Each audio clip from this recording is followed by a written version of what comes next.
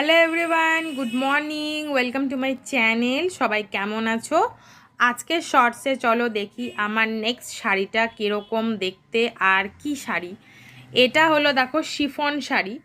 এটা আমার মায়ের শাড়ি ছিল অনেক বছর আগেকার, মানে এটা প্রায় 35 থেকে 40 বছর আগেকার শাড়ি হবে। কিন্তু দেখো যেই কাজ সেই, একটুকু নষ্ট হয়নি, এতটুকুনো এটার মধ্যে কোনো ছেঁড়া নেই বা কোনো অসুবিধা এটাতে নেই, এই শাড়িটাতে আপত্তিকর কিচ্ছু নেই। আর এটাতে দেখো ফলস পিকো করা আছে, ফলস লাগানো আছে এটা।